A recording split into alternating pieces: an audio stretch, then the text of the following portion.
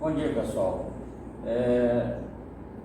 Moçada, é o seguinte, nós vamos começar aqui o conteúdo de gramática para a nossa próxima prova, né? Nós falamos de termos essenciais da oração, falamos de predicação verbal, né? Predicado, e agora vamos falar dos termos integrantes. Nós vimos que os termos essenciais são sujeito e predicado. Os termos integrantes, nós tratamos aqui dos complementos, são aqueles que integram a significação do verbo e do nome, basicamente, tá? Então, são os complementos do verbo, os complementos do nome, tá? Então, quais são esses termos integrantes? Complementos verbais, complemento nominal e agente da passiva.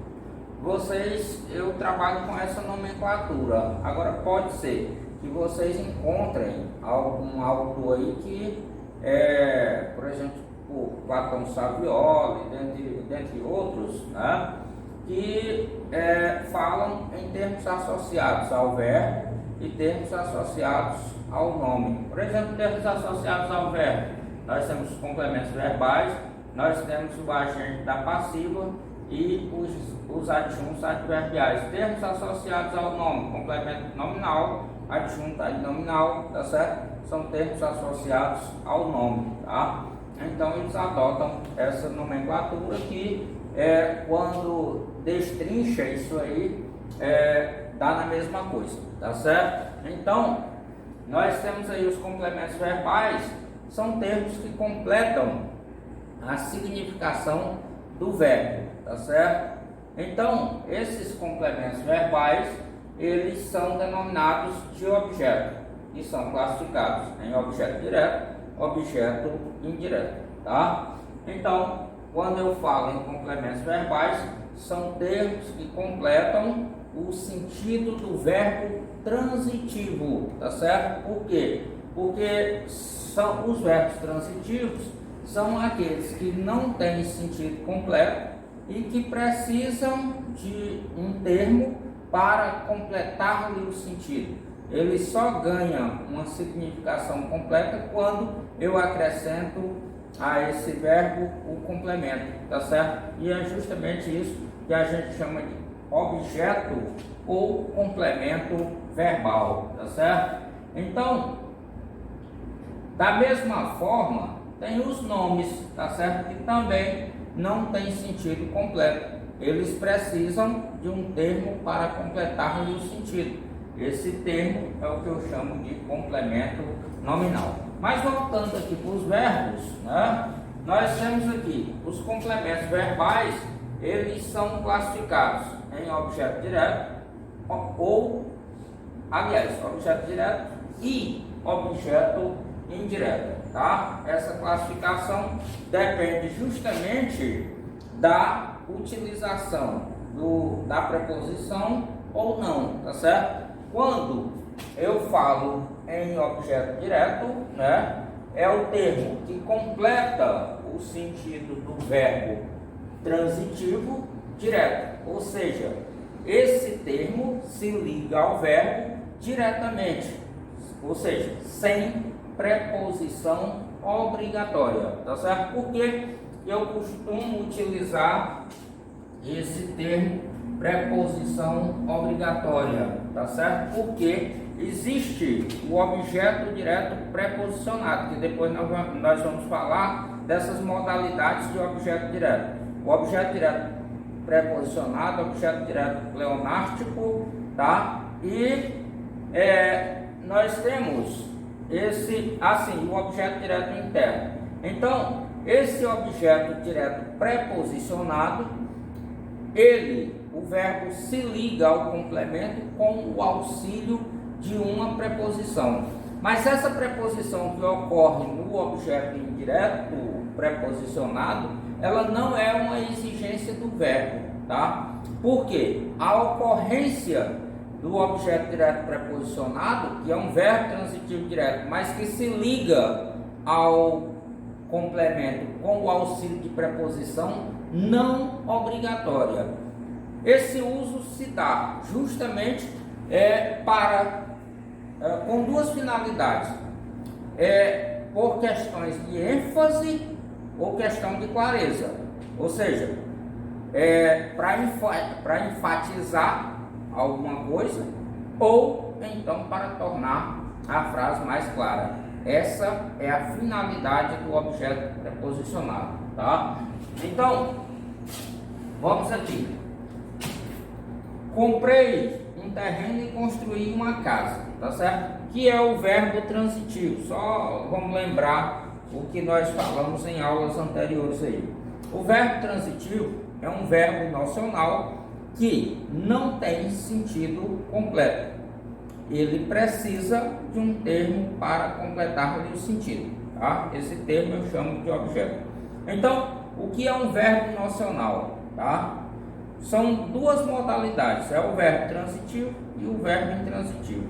Esses dois verbos, eles dão ideia de ação, só que o verbo transitivo, ele não tem sentido completo. Já o verbo intransitivo, ele tem sentido completo, por isso ele não precisa de complemento. Portanto, quando eu falo em complementos verbais, né, eu já associo a verbo transitivo, tá certo? Então, comprei um terreno, construí uma casa. Quem é a primeira oração? Comprei um terreno, tá certo? Aqui é a primeira oração. Segunda oração, construir uma casa. Então, primeira oração, né? Aqui, segunda oração, tá? Quando eu digo comprei, nós temos aí um verbo que dá a ideia de ação, mas que não tem sentido completo. Comprei, imediatamente vem a pergunta: o que ou quem, tá certo?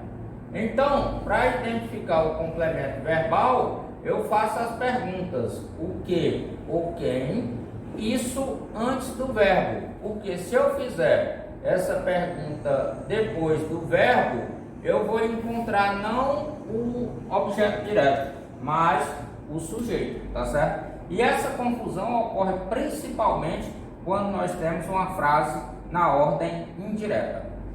O objeto direto, aliás, o complemento verbal em si, seja objeto direto ou objeto indireto, ele tem algumas características que ajudam a identificá-los, tá? Como, por exemplo, os complementos verbais, eles não têm obrigação de concordar com o verbo. Então, quem é que tem a obrigação de concordar com o verbo? Somente o sujeito e o predicativo. Então, se eu passar a frase para o plural e não fizer a pluralização do complemento verbal, seja objeto direto ou objeto indireto, eu não vou sentir falta. Mas deixa, por exemplo, de pluralizar o sujeito, e você sente a aberração no ouvido, tá certo? Dói o ouvido quando eu pronuncio. Por exemplo, se eu disser: os garotos jogam bola, né?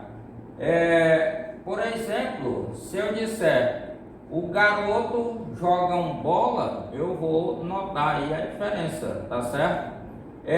Se eu disser: o garoto joga bola, os garotos jogam bola, quem é o complemento aí? Bola. Se eu não pluralizar o substantivo bola, eu não vou ter problema algum, tá certo? Eu não vou notar falha na frase, na pronúncia, tá certo? E nem falha na estrutura sintática. Outra coisa, o objeto direto e o objeto indireto, eles normalmente, qual a posição normal deles? Depois do verbo, tá certo? Já o sujeito, qual a posição normal dele? Antes do verbo. Existe a anteposição verbal, tá certo? Agora, o porquê que eu preciso fazer essas observações aqui? Porque existem frases que se apresentam na ordem indireta ou ordem inversa. Então, nesse caso, o sujeito pode aparecer no meio ou no final da frase, assim como o objeto direto pode aparecer no início. Outra coisa, quem é que vai funcionar normalmente qualquer classe de palavra pode funcionar como objeto direto ou objeto indireto. Mas nós precisamos observar o seguinte, que pronome pessoal no caso reto, ele não funciona como, não deve funcionar como complemento verbal, tá certo? Quem é que faz essa função, né? Somente os pronomes oblíquos, tá certo? Os pronomes oblíquos átonos, eles não podem funcionar via de regra como sujeito, tá certo? Porque essa função de sujeito e predicativo ficou para os pronomes pessoais do caso reto. Já os pronomes oblíquos átonos, essa função ficou destinada aos complementos verbais. Alguns pronomes oblíquos, aqui nós temos a lista, né, alguns aí, funcionam essencialmente como objeto direto, já outros funcionam essencialmente como objeto indireto. Por exemplo aqui, vi ele na sala, tá certo? Eu tenho o verbo ver, esse verbo é transitivo direto. Vi quem? Ele, tá? Eu poderia dizer vi Maria, vi João, né? Vi Pedro, tá? Tudo bem, tá?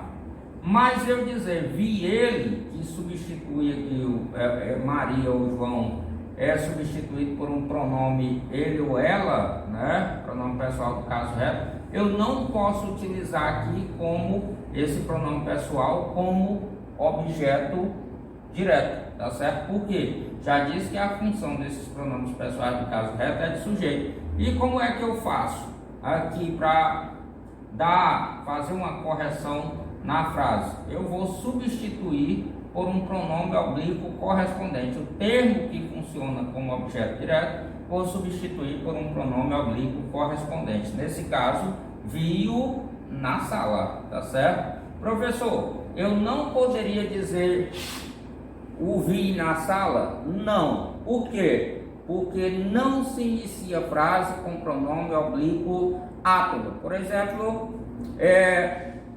se você está namorando e tal, pega, pega, beija, beija, e o rapaz diz para a menina, me beije, né? Então, você vai dizer, não tem beijo. Por quê? Porque não se inicia frase com pronome oblíquo átono. Aí você vai dizer, se você falar beije-me, aí tá correto, aí terá beijo, tá certo? Então cuidado com isso aí, tá? Então, nesse caso aqui, voltando, comprei um terreno, né? Então eu tenho aqui, comprei, imediatamente vem a pergunta, o que? Quem compra, compra alguma coisa. Comprei o que? Um terreno, tá certo? Então, nesse caso, eu tenho um verbo transitivo, porque é um verbo que dá ideia de ação, mas não tem sentido completo. Ele é direto, porque ele se liga diretamente ao complemento, sem o auxílio de preposição obrigatória. Professor, e esse um? Esse um aqui é artigo, tá certo? Então, ele se liga diretamente ao verbo. E o termo que completa o sentido do verbo transitivo direto, eu chamo de objeto direto, tá? Então, eu identifiquei o objeto direto, o termo mais importante na constituição desse objeto direto, eu chamo de núcleo do objeto direto, tá certo? É o núcleo. Se for objeto indireto, eu vou ter núcleo do objeto indireto, tá certo? Nesse outro caso, na segunda oração, construir uma casa. Se eu disser só construir, imediatamente vem a pergunta, o que, né? E aí a resposta vem, uma casa, tá certo? Só que essa resposta, que é o objeto direto, se liga diretamente ao verbo, sem auxílio de preposição. Então, aqui, construir é um verbo transitivo, porque dá ideia de ação e não tem sentido completo. Quando eu digo transitivo, é porque a ação transita do verbo para o complemento, tá? Então, será direto, porque se liga ao complemento sem preposição. E o termo que completa o sentido do verbo transitivo direto eu chamo de objeto direto, tá? Convidei-o para a festa. Quem convida, convida alguém, não é isso? Convidei quem? Eu posso dizer convidei João, eu posso dizer convidei Maria, tá? Convidei Pedro, mas eu não posso dizer convidei ele. Então, como é que eu digo? Convidei-o. Eu vou substituir esse João por um pronome oblíquo correspondente, tá certo? Vi aquele terrível acidente, né? Então, quando eu digo vi quem? Eu vi o que? Aquele terrível acidente, tá certo? Então, isso aqui, o verbo ver é transitivo direto e o complemento dele eu chamo de objeto direto, tá? Então, quem é o núcleo do objeto direto aqui? É justamente acidente, tá certo? Então, aqui nós vamos ter adjuntos adnominais, que são esses termos que se referem a acidente, tá? Se refere aí ao substantivo. Agora, uma observação, essa observação aqui se refere justamente aos pronomes oblíquos. Então, os pronomes oblíquos átonos, o, a, os e as, nós já vimos aqui o exemplo, eles funcionam como objeto direto normalmente. Assim como as formas pronominais lu, lá, luz e las vão funcionar também como objeto direto. Por exemplo, se eu disser aqui o seguinte: não irei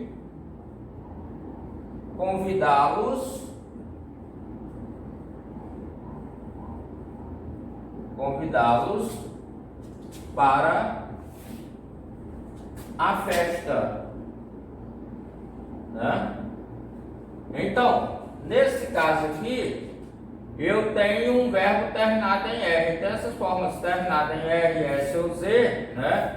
Quando eu acrescento convidar mais O, convidar mais as, né? Então, eles perdem o R, o S ou Z, vira uma forma oxítona, essa vogal passa a ter acento, porque é uma forma oxítona, e eu acrescento as formas lu, lá, luz, las, né? Então, eu não posso dizer não irei convidar eles, tá? Então, não irei convidá-los, tá certo? Então, esse luz aqui também vai ser objeto direto, tá certo? Então, até a próxima aí.